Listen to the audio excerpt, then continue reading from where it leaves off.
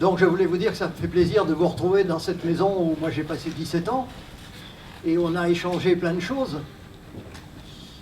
Et puis d'autant plus que je vais repartir du motu proprio du pape François qui nous a expliqué dans un document qu'il a publié le 30 septembre dernier que finalement on avait du mal à comprendre le Nouveau Testament si on ne connaissait pas un minimum de choses de l'Ancien. Et ça m'a rappelé des choses. Je me suis dit que j'étais un peu dans le droit fil de ces choses-là. Et je vais partir, au fond, en rappelant où j'en étais dans l'état de mes recherches la dernière fois que je me suis adressé à vous. Ceux qui ont suivi l'affaire depuis le début, elle a presque 25 ans, savent que je prétends que dans les évangiles, et en particulier dans l'évangile de Marc, qui m'a servi de modèle parce que c'est le plus court et le premier qui finalement a été utilisé tel quel pour les chrétiens de Rome, eh bien dans cet évangile de Marc, il y a un mélange de deux récits. Il y a un récit primitif qui nous vient de l'araméen, qui est en gros la prédication que Pierre avait faite oralement. Et ce texte a été complété par un deuxième récit, qui lui est écrit en grec. Et la structure de l'évangile, c'est très curieusement 4 ou 5 versets du texte primitif. Dessous, vous avez 4 ou 5 versets du commentaire grec, puis vous retrouvez le texte primitif, puis vous retrouvez le texte grec. Et j'ai trouvé comme ça, évidemment, ça s'appelle des doublés, des choses qui se répètent. C'était connu depuis un certain Lessing, 1760 ou 1780. Ça avait été très bien repris à la fin du siècle dernier par le père Carmignac et par Claude Trémontant qui avait dit, mais quand on lit un peu comme ça le début de l'évangile de Marc, on a l'impression que ce n'est pas du bon grec, hein, qu'il y a une langue sémitique dessous. Mais il n'avait pas trouvé la structure. Un paragraphe sémitique, le commentaire grec, un paragraphe sémitique, le commentaire grec. Alors je me suis trouvé avec, à un moment, cette évidence, parce que ces fameux doublés sémitiques grecs, dans l'évangile de Marc, j'en ai trouvé 82. Donc vous vous dites, c'est pas un pur hasard littéraire, c'est une manière d'écrire, c'est un code. Et qu'est-ce qui se passe si, par hasard, j'enlève les ajouts grecs? Eh bien, je retrouve un texte primitif qui se suit de A à Z. Et puis, il fait 265 versets, ce texte primitif. Et si tout d'un coup, je regarde dans l'évangile de Matthieu et dans l'évangile de Luc, eh bien, je retrouve les mêmes 265 versets dans le même ordre. Et là, vous vous dites, eh bien, il s'est passé quelque chose au début de l'Église. Et au fond, les évangiles, c'est deux textes qui se complètent, et il y en a un qui est l'ancêtre de l'autre, et qui a servi de base à Marc, Matthieu, Luc et une partie de Jean. Donc j'en étais là, de mes trouvailles, je regarde autour de moi et on me dit, bah, c'est très intéressant tout ce que tu racontes, mais ça a l'air d'être suspendu dans le vide. On ne voit pas à quoi le rattacher, on n'a pas de choses qui pourraient nous dire ça. Alors ça a quand même deux conséquences. C'est que quand même, s'il y a une partie ancienne et qu'on arrive à dater des années 40-45, ça veut dire que tout d'un coup, cette partie-là, la partie primitive, elle a gagné 25 ans sur la vie de Jésus. On se retrouve avec des textes qui ont été écrits dans les 10-15 ans après le départ du Maître, et pas écrits par la génération d'après. C'est important. Et la deuxième conséquence à ça, c'est que quand on nous raconte partout que Paul ne connaissait rien des évangiles, parce que lui, il a écrit entre l'année 50 et l'année 64 ou 5, ben ça ne marche pas non plus. Il connaissait au moins le premier texte, ce premier évangile. Et donc il faut tout revoir, il faut prendre sa respiration, et il faut se dire qu'on n'avait compris qu'une partie des choses. Deuxième point, pourquoi moi j'ai vu et que d'autres n'ont pas vu? Figurez-vous que dans une autre vie, il y a 45-50 ans, je termine une thèse sur les sables du golfe de Gascogne. Et à l'époque où je travaillais, c'est très proche des évangiles, comme vous pouvez voir. À cette époque-là, on considérait les sables comme une entité, qu'un sable représentait une histoire. et que son histoire, en général, elle correspondait au moment où il s'était déposé. Le courant avait dû faiblir, et les sables s'étaient déposés à un certain endroit, et donc c'était lié au courant. Voilà, il n'y avait rien à comprendre vraiment, c'était un sable égale une histoire. Et moi je commence à regarder, et je m'aperçois que les sables, d'abord ils ont plusieurs couleurs, et puis c'est toujours les mêmes qui sont de grosse taille, et que c'est toujours les mêmes qui sont de petite taille, et puis des couleurs différentes, et il y a un moment où je dis, attendez, mais ça, on a des mélanges de sables. L'histoire des sables, c'est pas une histoire, et dans ma thèse, comme par hasard, sur le golfe de Gascogne, je décris 4 tailles de sable différents qui correspondent à 4 histoires superposées. 45 ans plus tard, en commençant à lire les évangiles, au bout de 2 chapitres, j'ai dit, mais c'est des mélanges, c'est pas de... faut être géologue.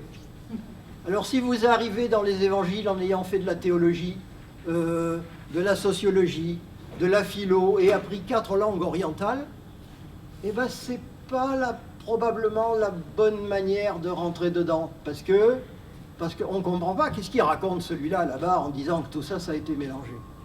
Voilà pourquoi j'ai vu. Alors, comment aller plus loin?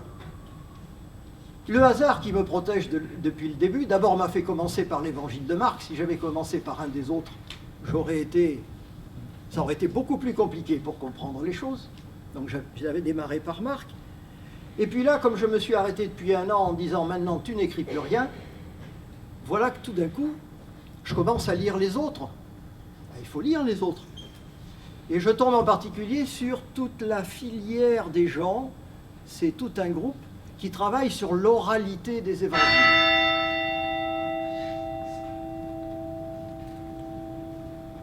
Nos évangiles ont connu d'abord un stade oral, disent-ils.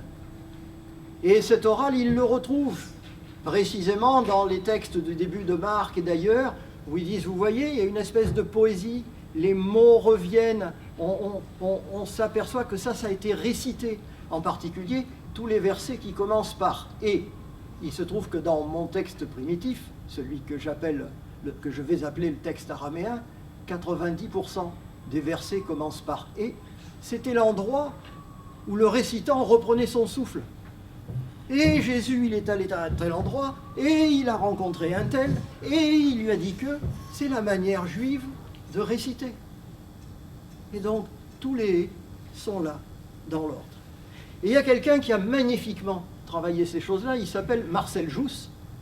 Marcel Jousse, c'est quelqu'un qui est né en 1886 et qui est mort en 1961. Et c'est lui qui a fait la liaison entre l'écrit et l'oral. Pourquoi? Parce que quand il était tout petit, dans son village de la Sarthe, l'hiver, eh bien, on ramassait les fruits, on les triait, on pelait les châtaignes ou je ne sais quoi, il fallait passer les soirées d'hiver, et le village se réunissait, et il y avait toujours dans le groupe un conteur, quelqu'un qui savait des histoires et des légendes de la Sarthe ou de la Bretagne et qui vous racontait ça. Donc, lui, petit, il a été formé à ça. Puis, forcément, il a appris à écrire, il est devenu jésuite, il a fait de brillantes études, et il a eu la malchance d'arriver après Renan, après tous les doutes sur l'authenticité des évangiles, et qu'est-ce qui avait été écrit, est-ce que le Christ vraiment avait écrit tout ça? Et ça a été sa phase de construction, je dirais, littéraire d'homme. Et il y a un moment où il s'est rappelé les traditions orales de son enfance, et il est revenu pour les étudier. Et alors, petite affaire, on ne va pas passer notre temps avec Marcel Jousse. Figurez-vous qu'à la guerre de 14, c'est un brillant artilleur. Il est tellement brillant qu'on l'envoie aux États-Unis présenter le canon de 75 à l'armée américaine. Et là, il a l'occasion de rencontrer les peuplades indiennes. Et il se rend compte que les Indiens du nord de l'Amérique et les Indiens du sud, qui ne parlent pas la même langue, se comprennent par le langage des signes. Et là, il se dit, ça, c'est pas loin de l'oralité primitive. Le corps, il participe à notre mémoire, et donc, il faut que je cherche des symétries dans les textes, parce que ces symétries vont me redire, vont me raconter ce qui a été prêché oralement. Voilà. Et tout d'un coup, je me suis accroché à ces gens. Et nous allons voir là maintenant un certain nombre d'écrits, d'extraits. Je vais vous les relire rapidement. Et vous allez voir comment, avec moi, ce que j'avais trouvé, comment tout d'un coup, comme une espèce de puzzle dont on n'avait pas le sens, on va voir les choses s'emboîter les unes dans les autres et dire « Ah ben bien entendu, mais ça doit fonctionner comme ça. Ça doit fonctionner comme ça. » Alors j'aime toujours partir de ce papyrus qui est archi célèbre, papyrus Rylance, qui est le plus ancien bout d'évangile qu'on ait jamais trouvé. On l'a trouvé dans le delta du Nil, il est à peu près daté de l'année 130, c'est un petit bout de l'évangile de Jean. C'est le dialogue entre Jésus et Pilate. Jésus dit « Je suis venu témoigner de la vérité » et Pilate lui répond « Qu'est-ce que la vérité ?» Et moi je trouve absolument génial que le premier bout de papyrus que nous ayons sous les yeux nous dise « Hé, bonhomme, c'est quoi la vérité? Qu'est-ce que la vérité ?» Alors la catéchèse, ils sont extraordinaires ces gens de l'oralité, parce que bien entendu, ce que moi j'appelle l'évangile araméen et mes 265 versets, ils ne le connaissent pas, ils ne le trouvent pas dans les évangiles, mais ils finissent par dire « il a forcément existé ». Parce qu'il y a des choses qui sont très primitives dans les évangiles. Et l'un qui a écrit le plus de choses, et avec qui je vais me référer ici, il s'appelle Pierre Perrier. Et qu'est-ce qu'il dit? Ben, il dit qu'au départ, il y avait un cycle de catéchèse simple qui peut être aisément restitué dans la forme de l'époque à partir du bien commun des 4 évangiles. Si vous prenez ce que les évangiles ont ensemble, si vous ne retenez que les épisodes qui viennent 4 fois, eh ben vous avez un récit simple, et assez probablement, c'est ça qui avait dû être prêché en début. Les premiers prédicateurs utilisaient sans doute un tel collier, assez simplifié par rapport aux évangiles complets actuels.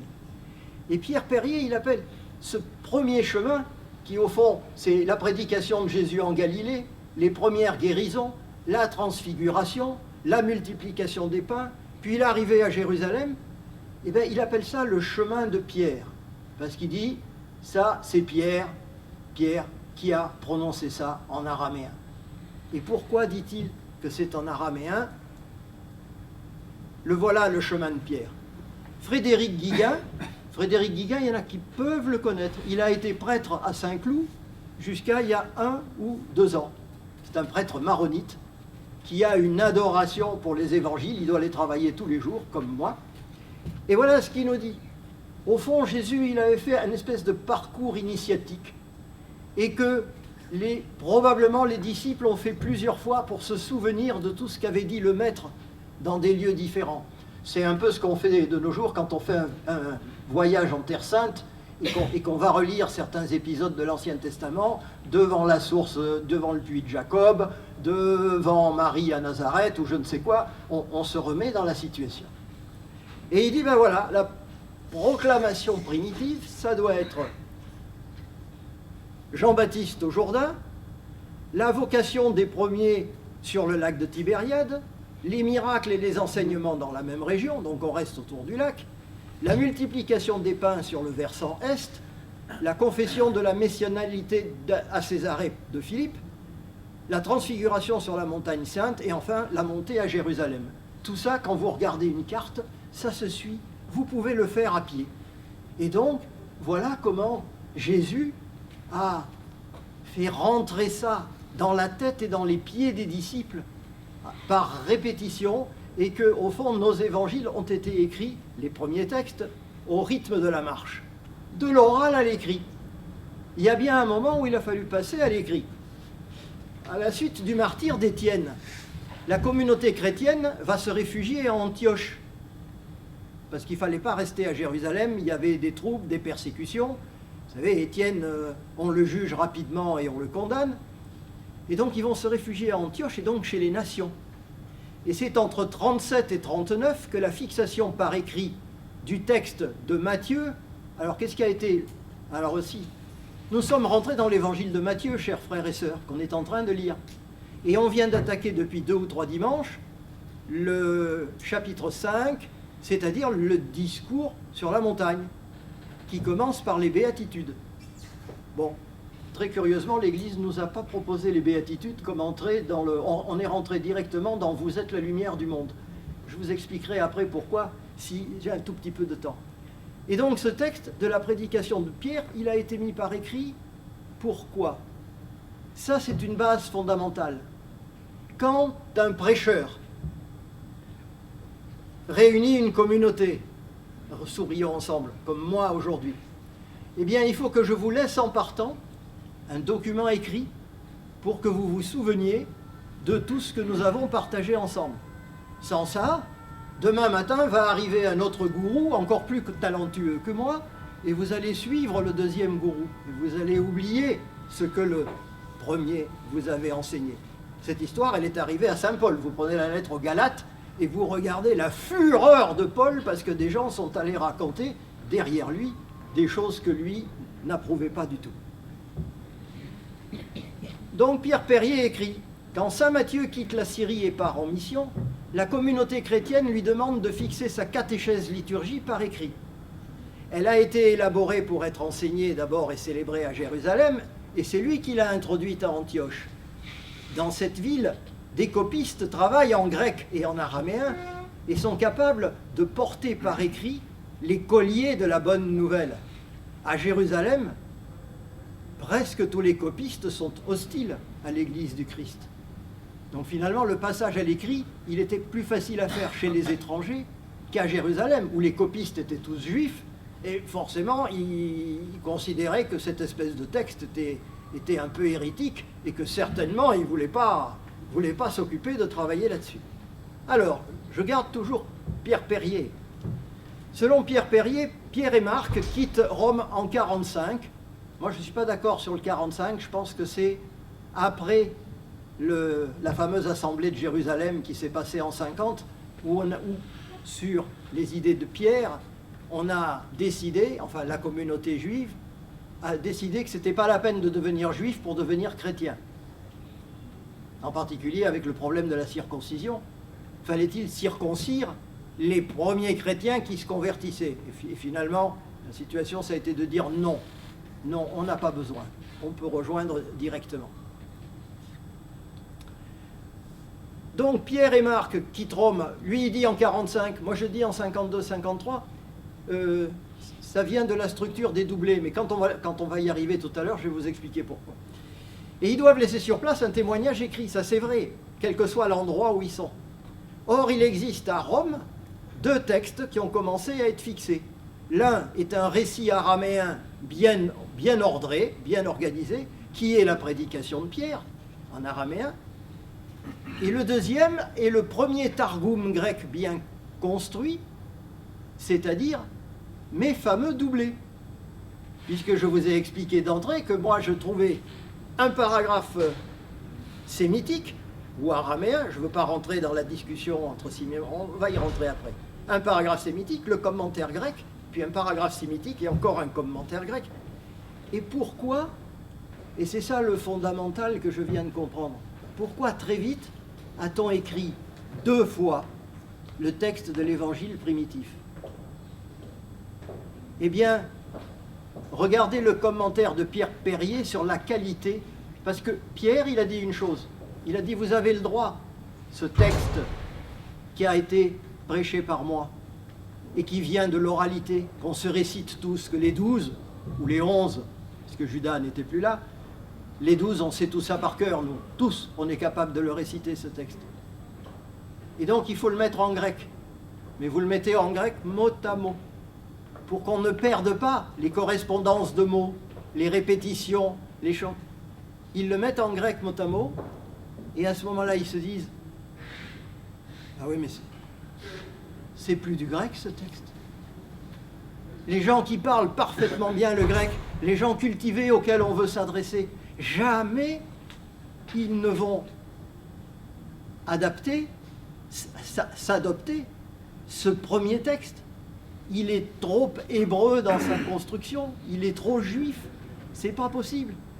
Et donc, d'où l'idée de couper le texte en morceaux de 5 ou 6 versets, on laisse le texte de Pierre à l'origine, qui vient de l'araméen sans y toucher, c'est une relique, Et dessous, on redit la même chose en bon grec, pour que tous les Grecs comprennent. Il ne fallait pas que du message soit perdu parce que la traduction était mauvaise. Vous voyez le problème. Et tout d'un coup, les doublés, ça devient une situation absolument évidente dans les évangiles. Une manière d'écrire qui, pour nous, nous échappe complètement, parce qu'on ne reconstitue pas les étapes du début. Mais voilà pourquoi, tout d'un coup, on a un paragraphe sémitique, un commentaire grec. Et Pierre Perrier, qui connaît très bien l'araméen et qui connaît très bien le grec, il se lamente. Il y a ainsi dans le texte de Marc une centaine d'aramaïsmes qui ne peuvent trouver en grec qu'une traduction approximative ou même fautive. On reconnaît là un témoignage de traduction à partir d'une langue non grecque. Cela tient au fait que Pierre a absolument voulu une traduction conservant les mots-clés permettant de rappeler les textes à la mémoire. On ne peut pas éduquer une nouvelle nation avec un vocabulaire qui vient d'ailleurs. Imaginez qui est aujourd'hui parmi vous quelqu'un qui vient d'Angleterre et qui garde l'ordre de ces mots anglais, et il va nous dire « Ce matin, il pleuvait des chiens et des chats, est-il, n'est-il pas ?» En français, ça donne « Ce matin, il pleuvait des cordes, n'est-ce pas ?» Et vous vous rendez compte que la première phrase, c'est bien des mots français, mais vous sentez qu'en dessous, c'est un étranger qui parle. Jamais, aucun d'entre nous n'a jamais parlé de chiens et de chats qui tombent les jours de pluie. Et vous voyez bien que ça, c'est ce qui arrivait au texte de Saint-Pierre. Il fallait le transformer dans une langue agréable au grec, et c'est de là que tout est venu. Donc les doublés, ils sont indispensables pour garder le sens de l'araméen oral au grec écrit, toujours en complétant. Alors après, moi je regarde où ils tombent, mes paragraphes sémitiques grecs. Toujours en complément du discours enseignement de Jésus. Les doublés grecs, ils ne vous racontent pas d'autres miracles. Ils ne vous racontent pas d'autres scènes des évangiles que vous ne connaîtriez pas. C'est Jésus qui reprend la parole et qui raconte un paragraphe supplémentaire partout. Donc on voit bien que ce qui a été privilégié, c'est l'oralité du document. Mais Jésus, il dit les choses deux fois, à la fois pour les Araméens qui, eux, avaient bien compris dès le départ, et il le redit pour la communauté grecque, et heureusement pour nous aujourd'hui, c'est comme ça que son message nous parvient intact, parce que nous sommes passés par les Grecs. Et vous regarderez que ce qui accompagne les doublés, en particulier dans l'évangile de Marc, c'est très souvent à côté, dans la marge, une citation de l'Ancien Testament. Parce que comme ce texte a été rajouté, que ce n'est pas un texte légitime de l'origine, il faut le légitimer. Et comment le légitimer d'une manière simple? Eh bien, en trouvant un morceau d'Isaïe ou un morceau de Jérémie ou quelque chose qu'on puisse mettre à côté pour le justifier, ce texte qui a été rajouté à un document dans lequel il n'était pas. Et voilà comment ont été construits nos évangiles. Alors moi, qu'est-ce que j'ai trouvé? Et qui tout d'un coup, avec ce schéma que nous ont donné ces gens admirables de l'oralité qui, eux, n'avaient pas retrouvé l'évangile araméen dans les évangiles, c'est juste par déduction. Et bien moi, je vous dis que vous avez des paragraphes qui commencent par maître ou rabbi, vous avez des mots, des paragraphes dans lesquels vous avez le Satan, les souffles impurs, rabrouer, guérir, toucher le malade. Ah tiens, pour le guérir, on le touche. Ça, c'est le texte araméen. Qu'est-ce qu'on fait dans le texte grec? Ah ben, on impose les mains dessus. Bon, vous voyez bien qu'imposer les mains, c'est un geste liturgique. On est passé dans autre chose. Et alors, les mots que je vous ai donnés, maître ou rabbi, si vous trouvez dans votre évangile Seigneur, le roi des Juifs, le maître de maison ou le maître des moissons, là, vous êtes dans le texte grec. Alors, il y en a un qui est très amusant à utiliser, c'est le diable. Satan, c'est sémitique. Le démon, c'est grec. Les souffles impurs qui envahissent les gens qui sont malades, c'est araméen. Les démoniaques, c'est grec. Guérir, c'est sémitique. Et sauver, c'est grec. Et comment on guérit un malade en araméen? On touche le malade pour le guérir. Pourquoi? Eh bien parce que les Hébreux, ils ont touché le linteau de leur porte le soir de la Pâque pour mettre le sang de l'agneau et ainsi se signaler comme maison juive. Ce qui fait qu'ils ont sauvé comme ça les premiers-nés de chaque famille. Alors que les Égyptiens qui ne connaissaient pas le truc, ils ont perdu les premiers-nés de chaque famille. Et c'est comme ça que le peuple est sorti grâce à cette espèce de verbe en touchant le linteau. Et le verbe de toucher, il est à la fois pour les guérisons et pour écarter le mauvais sort. Jésus va prendre la main de la belle-mère de Pierre, il va toucher, vous regarderez. Et quand vous prenez l'évangile de Marc, vous vous rendez compte que comme par hasard, il y a 5 guérisons primitives, sémitiques, où Jésus touche le malade, et vous en avez 7 grecques dans lesquelles il impose les mains et où le malade fait une profession de foi. Les premiers sont guéris comme Jésus guérissait, comme si c'était un battleur de foi. Tiens, toi, viens ici, le gars, il n'a rien demandé, il n'a fait aucune prière, rien du tout, et hop, tu étais aveugle, voilà que maintenant tu vois. Bon. Et puis les 7 guérisons grecques, dont la première, c'est l'hémorroïde. Si seulement j'arrive à toucher le bas de son manteau, je serai sauvé, elle dit. Elle ne dit pas je serai guéri. Et être sauvé, mais ça c'est un terme liturgique. On est rentré dans les guérisons grecques. Eh bien, vous regarderez l'évangile de Marc, vous avez 5 guérisons sémitiques, et vous avez 7 guérisons grecques, 5 et 7, 12. Les chiffres ont des valeurs. Et alors, vous voyez que tout d'un coup, vous pouvez avoir un vocabulaire comme ça, que j'ai mis tantôt le primitif, il est en rouge, et puis que les additifs qui ont été mis en grec sont en bleu. Et comment ça marche ce système et comment nous n'avons rien vu? Eh bien par un système que les gens de l'Ancien Testament connaissent bien, qui s'appelle les versets parallèles.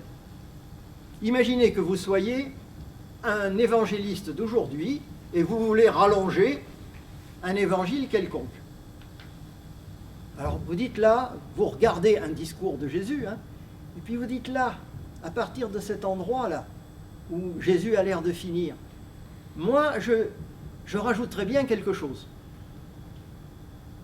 Ben ok, rajoutez quelque chose, écrivez ce que vous voulez. Alors très souvent ces sections-là, elles commencent par, elles disent, et il disait encore.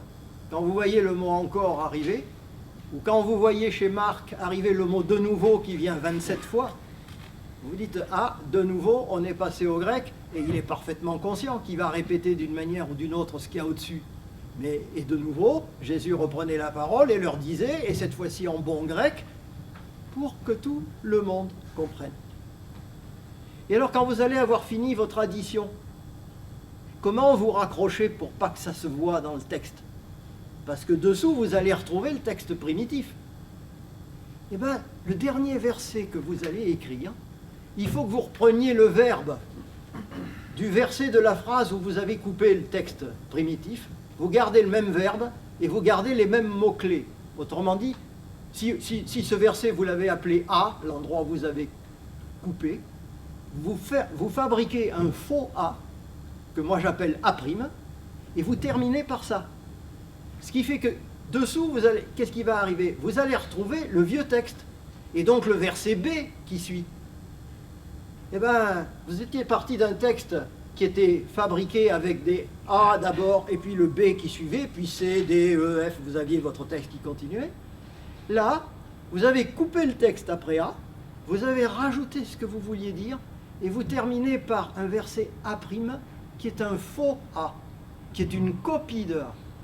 Et des versets A et A', j'en ai 82 couples dans l'évangile de Marc. Donc je sais les endroits où le texte a été coupé et raccroché. Alors le drame, c'est que les gens qui nous ont fabriqué nos livres de messe le dimanche, eux, ils ne savent pas ça. Et donc ils coupent où ils veulent. Autrement dit, quand vous confiez une tronçonneuse à un aveugle, il coupe. Pas forcément là où il faudrait. Et c'est une de mes revendications, je vais sortir mes écriteaux, moi.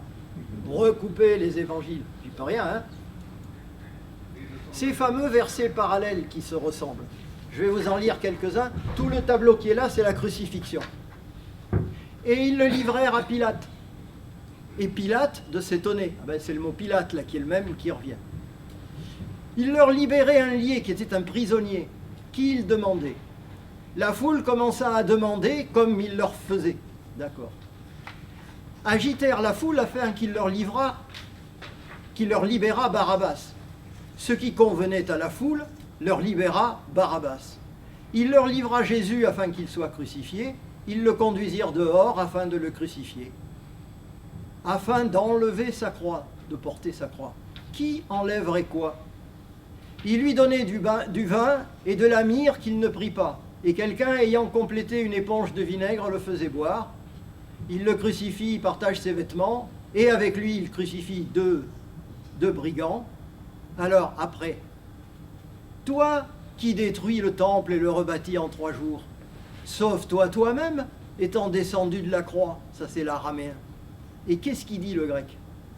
Le Christ, le roi d'Israël, qu'il descende maintenant de la croix afin que nous voyions et que nous ayons foi et que nous croyons.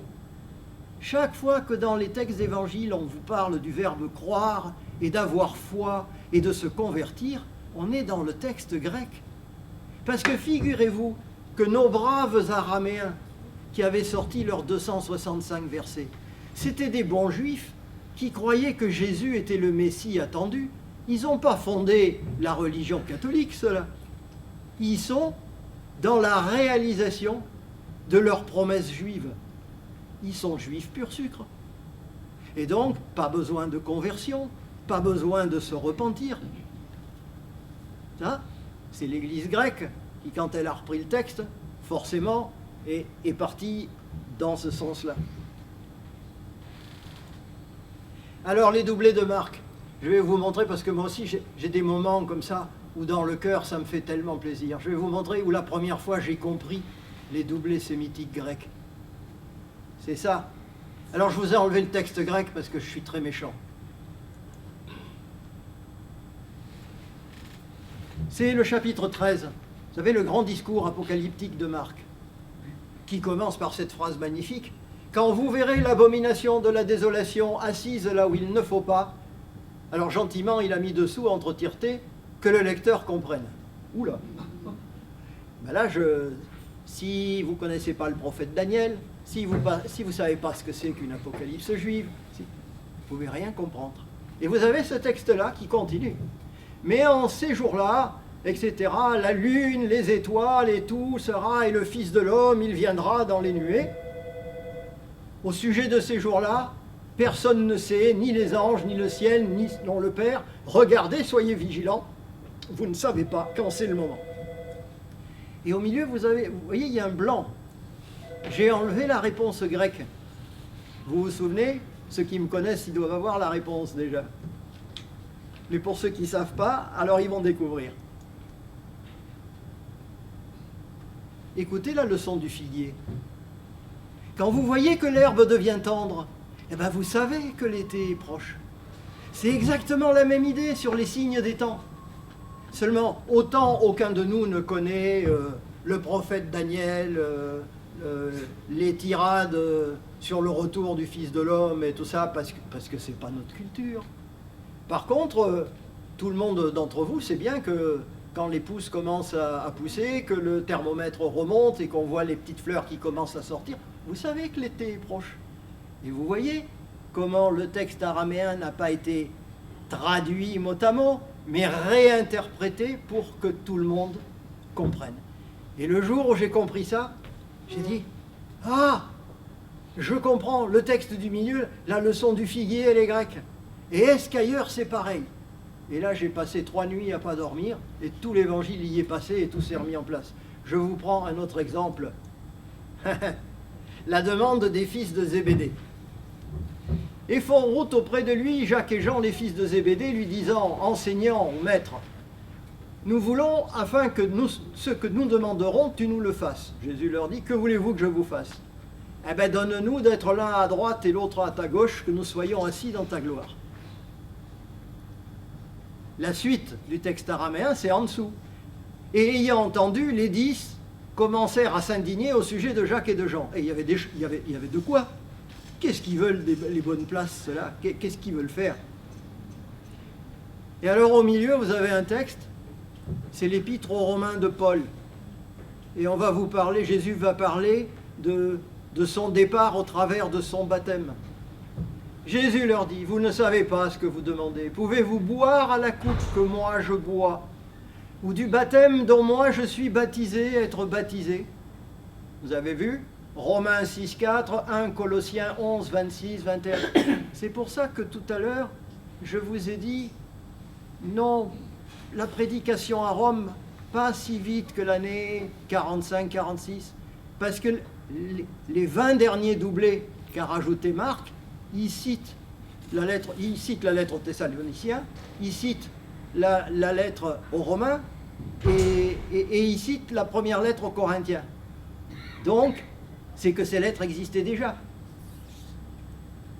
Alors vous voyez, quand on raconte que Paul connaissait rien aux évangiles, c'est dramatique, parce qu'il connaissait tout le début il connaissait les 265 versets araméens, et il connaissait une large partie du début de la remise à jour en grec.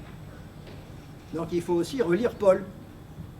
Rassurez-vous, je l'ai fait pour vous. J'ai un bouquin qui s'appelle Paul et les évangiles. Je ne voulais pas faire de la pub aujourd'hui, mais il existe. Et dans lequel j'ai fait le travail iconoclaste qui consistait à réunir ça. Alors, on se résume un peu, parce que je surveille l'heure. Étape de la rédaction des évangiles. Je vais vous faire ça en 2 planches. L'évangile araméen, 265 versets, qu'est-ce qu'il a? Sa base d'enseignement, c'est la semence, le pain et le dernier repas. Et vous vous rendez compte qu'il y a un rapport entre la semence, le pain et le repas que vous mangez. Et moi, j'appelle ça la théologie du bigorneau ou du gastéropode. C'est-à-dire qu'on prend des épisodes qui ont l'air de se ressembler, mais quand vous avez fait le premier tour, un peu du chemin de Pierre, là, le premier, vous êtes passé de la semence au pain. C'est pas la même chose, c'est-à-dire que dans la création pure, vous venez d'introduire le travail de l'homme. Et puis vous refaites un tour, vous êtes à Jérusalem, et puis Jésus, il va prendre le pain des hommes, et il va en faire la nourriture divine. Vous venez de monter un cran. Et vous avez comme ça un enseignement en spirale. On reprend les mêmes épisodes, on reprend les mêmes personnages, on a l'impression qu'on tourne en rond, mais c'est pas vrai. On monte, on avance. Et ça, c'est typiquement juif et pas du tout grec. Pas du tout. 5 guérisons par le toucher. Premier récit de la Passion. Jésus est dans le faire, comme son Père en Genèse 1. Une bénédiction sur le pain. Et oui, il n'y a pratiquement pas, à part la parabole du semeur, c'est le seul enseignement que vous ayez dans le texte araméen. Tous les grands discours de Jésus que vous avez après, dans les divers évangiles que vous pouvez lire, tous les discours sont grecs. Mais Jésus, les 12 miracles ou 14 miracles, suivant que vous combinez tous les évangiles qu'il a fait, vous les avez dans le texte araméen. Mais après, doublé sémitique et grec, 240 versets. Réponse de l'Église grecque, paragraphe par paragraphe, accrochés par des versets parallèles, les versets qui se copient l'un l'autre. 83 chez Marc, le texte primitif. 7 guérisons, conversions sur la foi du malade ou de l'intercesseur, par prière et imposition des mains. Vous voyez que vous êtes dans un culte, vous n'êtes plus dans une prédication en se promenant et en marchant. 2 actions de grâce sur le pain et sur le vin. Je ne vais pas insister aujourd'hui. Mais le premier texte, il connaît que la bénédiction rabbinique sur le pain. Il ne connaît pas tous les mots. Tout à l'heure, en lisant rapidement, là, vous avez entendu le mot coupe qui est passé. Le mot coupe, il revient 6 fois chez Marc dans 5 paragraphes différents. Les 5 paragraphes sont des paragraphes grecs. Je ne rentre pas dans la discussion de l'évolution du rite primitif, que d'ailleurs l'Église reconnaît et qu'elle a baptisé. L'Église dit qu'à l'origine, si vous prenez le cours sur le baptême partout, même à la catho, on vous dit il y a un rite palestinien et il y a un rite antiochien. Le rite palestinien, c'est la bénédiction sur la nourriture. Le rite antiochien, c'est la double action de grâce sur le pain et sur le vin. Et très curieusement, tous ceux qui ont étudié ça depuis Xavier Léon Dufour, qui a sorti 600 pages, rien que sur ce que je viens de vous dire, là, Eh bien, il s'en est pas dépêtré parce qu'il a toujours présenté le rite antiochien avant le palestinien. Non, il faut être géologue comme moi, il faut être stratigraphe. Et dire, ben, le palestinien, vu l'araméen, il est primitif. À propos, la langue, là, ben, Pierre, il prêchait en araméen. Pourquoi? Parce que c'était la langue usuelle de tous les jours. Nous avons tous connu ça, les gens de mon âge, là. On a tous connu un langage liturgique latin à l'église, mais j'espère qu'on parlait français au curé. Bien sûr. Ce qui n'empêchait pas que la langue liturgique était le latin. Eh ben, Pierre, rassurez-vous, autour de lui, les pêcheurs du lac de Génézareth et tout ça, il ne leur a pas prêché en hébreu liturgique qui devait juste pouvoir déchiffrer et lire. Par contre, il leur a prêché en araméen. Et c'est pour ça que les 15 ou 17 mots que nous avons dans Saint Marc, et que nous avons en général dans les évangiles, c'est de l'araméen que nous avons. Talitakum, Epheta, Eloi, Eloi, lama sabachthani, c'est de l'araméen, enfin pour ceux qui savent, moi je ne sais pas, hein, moi je fais que redire ce qu'ils disent, mais c'est des mots araméens, c'est très voisin de l'hébreu, mais c'est la langue parlée, populaire. Donc, réponse de l'Église grecque, les doublés sémitiques, paragraphe par paragraphe, 7 guérisons conversions, oui je vous ai dit tout ça, et 2 actions de grâce sur le pain et sur le vin. À ce stade, au départ, l'Église n'a qu'un seul évangile et qui va peu à peu se diviser vers des communautés qui sont particulières. Au fond, si vous voulez reconstituer l'image des évangiles, je vous propose l'image de la fourchette. Vous partez d'un tronc commun, et puis vous allez avoir une branche pour les Juifs, Matthieu, une branche pour les païens, vous allez avoir Luc, une branche pour ceux qui habitaient Rome et tout autour, Marc, et puis une branche pour les intellectuels grecs, et vous aurez Jean. Je caricature un peu Jean, mais c'est ça l'idée. C'est que finalement, nos évangiles, c'est un socle commun qui, à un certain moment, a divergé en fonction des particularités des destinataires. Alors, à tel point qu'à un moment, Marc, Matthieu et Luc, ils ont les mêmes textes qu'on appelle la triple tradition, puisqu'ils les ont tous les trois. Alors, qu'est-ce qu'il y a là-dedans? Triple annonce de la passion annoncée à chaque communauté. Ah oui, la passion de Jésus, elle est annoncée 3 fois. Les choses importantes reviennent toujours 3 fois. Probablement avec une idée de Trinité derrière, qui commence à se développer. Le mot Trinité n'existe pas dans les évangiles. Hein. Mais, et donc il y a un moment où on s'est dit les choses importantes, il faut qu'on les ait 3 fois. Triple annonce de la passion, instruction du procès de Jésus à Jérusalem, les marchands du temple, questions sur son autorité et sur la résurrection, l'impôt dû à César, les vignerons meurtriers, le premier commandement. Ça, c'est l'instruction du procès. Pourquoi? Il faut que Jésus dise des imprudences en public pour qu'on puisse avoir des témoins. Pardon, je vous ai perdu un peu là. Pour avoir des témoins au procès. Il faut que... Et Jésus, forcément, qui les voit arriver de très loin, va faire des réponses absolument magnifiques, dont moi, la plus... J'en prends qu'une, 2 minutes. C'est celle qui concerne les commandements. Maître, nous savons que tu fais pas de différence entre les personnes. Quel est, selon toi, le premier des commandements, le seul, le plus important? Et Jésus, il prend les 2 premiers. Hein, tu adoreras ton Dieu de toutes tes forces, etc. et ton prochain comme toi-même. Et il ajoute, il n'y en a pas d'autres plus grands que ces 2-là. Il n'a pas dit que ces 2-là étaient les plus grands. Il a répondu que les autres, il n'y en avait pas d'autres qui étaient plus grands que ces 2-là. Renversement. Et le scribe, tout scribe qu'il était, il est resté. Et en plus, Jésus a de l'humour, et donc il finit la parabole en lui disant, tu n'es pas loin du royaume de Dieu. Et bien l'autre, il a dû repartir. Je pense que ça l'a ramené un certain temps. Alors j'amène un peu ça parce que c'est important ça. Donc la triple annonce, 3 évangiles différenciés en fonction des communautés. Marc, Matthieu, une version latine, Marc pour Rome. Mort de Pierre et Paul, 63, 65, on ne sait pas trop. Et là, nos évangiles, ils ne sont pas terminés encore. Matthieu le juge, un deuxième Matthieu. Parce que le premier qui a écrit nos textes, le premier qui a mis par écrit l'araméen de Pierre, c'est évidemment Matthieu le publicain, celui que nous connaissons tous, qui était le contemporain de Jésus. Mais ce n'est pas lui qui a écrit les béatitudes, ni la diatribe sur les pharisiens. Hein. Ce sont des textes superbement écrits, etc., qui font partie de la partie écrite. Matthieu, donc il y a deux Matthieu. Et en ce moment, en ayant attaqué « Vous êtes la lumière du monde », etc., et puis dimanche prochain, nous sommes sur quoi? Ah bah oui, si vous voulez aller au ciel et tout ça, vous imaginez, il faut... une seule insulte, ça suffit à vous condamner. Un seul regard sur une femme et vous avez commis l'adultère. Vous imaginez comment on peut vivre avec ça? Et heureusement, la fin de la tirade, c'est...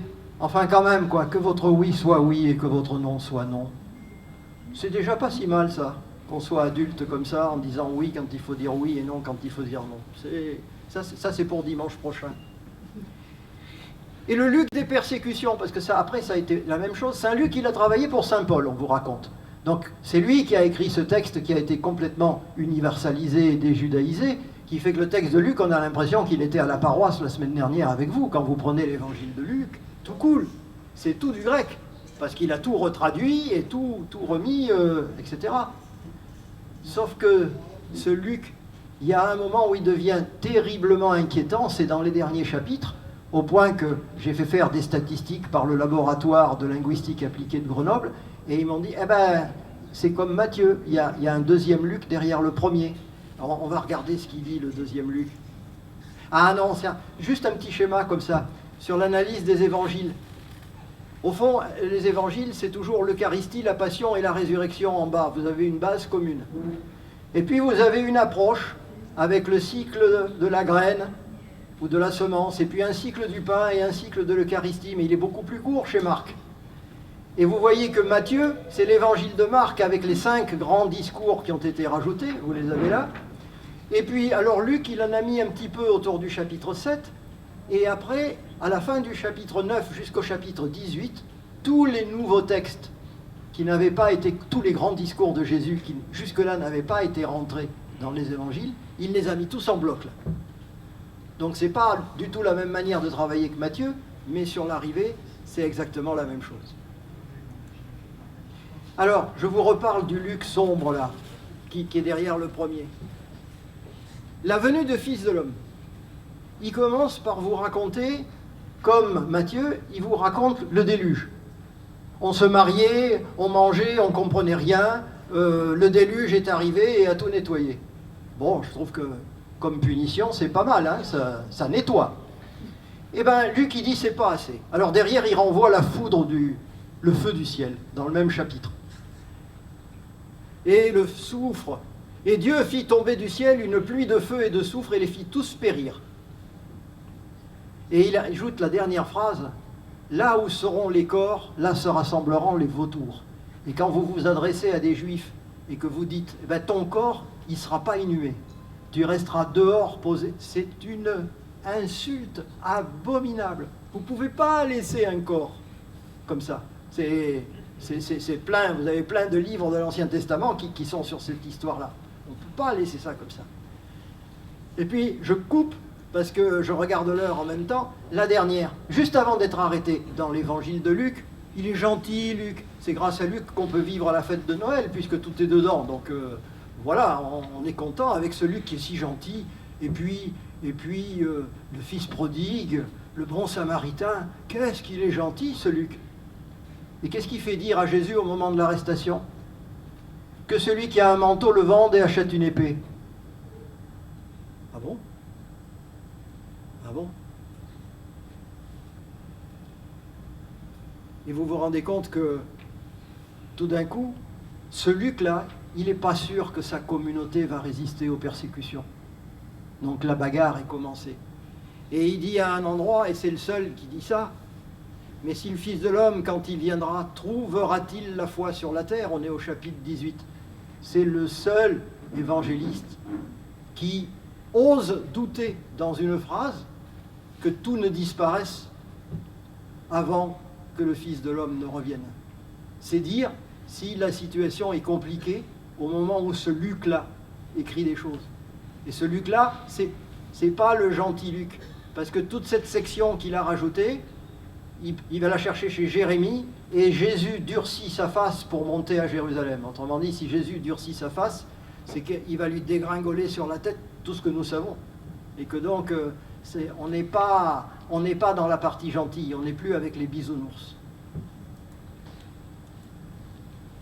Alors, qu'est-ce que je peux encore vous donner? Oui, bon, on va s'arrêter là, je ne veux pas que vous ayez des... Ça c'est quelque chose... Quand je vous dis que dans l'évangile de Matthieu ou machin, on a vu ça, avec les équipes de linguistes, on a pris 4 traductions de la Bible différentes pour être sûr qu'il n'y ait pas d'effet traducteur. Que les choses qu'on trouvait ne soient pas liées à la personnalité d'un traducteur qui aurait... Et alors, dans les 4, on a choisi Chouraki, parce que lui, il pensait que tout venait de l'hébreu. Et moi, j'ai fait introduire la traduction du père Vatromé, avec qui j'ai travaillé, parce que lui, il avait traduit du mot à mot grec. Donc on en avait un qui nous donnait le mot à mot grec, l'autre nous donnait le texte hébreu, et puis les deux autres, on a pris l'évangile de Maretsus et on a pris la Tob, et qui sont très très voisins, très très proches, et qui sont les textes que nous lisons, nous, tous les jours, quoi. C'est cela qu'on lit. C'est pour ça que vous avez, quand vous faites ça sur... En plus, c'est une sphère, ça s'est projeté sur un plan. Vous avez Marc, Matthieu et Luc qui sont mélangés ici, parce que c'est Maretsus et la Tob qui sont mélangés. Vous avez Chouraki qui est dans la partie nord-est, là. Vous avez Vatromès qui est dans la partie nord-ouest, et l'évangile de Jean, avec les 4 traducteurs, qui est complètement sur le côté ici, parce que lui, l'évangile de Jean, c'est autre chose. C'est tout à fait différent. Voilà, et peut-être que je vais m'arrêter là, finalement. Vous savez que Paul, il connaissait rien des évangiles. Alors je me suis amusé à relire les lettres de Paul, et en fonction de la chronologie, et à regarder les emprunts qu'il avait fait aux évangiles. L'évangile araméen, qui est en noir là, il le cite dans 1 Thessaloniciens, 2 Thessaloniciens et un tout petit peu dans 1 Corinthiens. Puis, en gris, il se met à citer l'évangile grec, les doublés. Alors, 1 Corinthiens, 2 Corinthiens, évangile de Romains. Et puis dans Éphésiens, Colossiens, etc., c'est l'évangile de Jean, les carrés blancs qui arrivent. Et donc, sur les 15 ans d'écriture de Paul, vous voyez passer nos 4 évangiles successivement. Et donc vous vous dites, mais à quel moment tout ça, ça a été écrit? Visiblement, il y a eu un pot commun. Ils se connaissaient, et en tout cas, l'idée que Paul ne connaissait pas les évangiles, alors là, elle est certainement à revoir.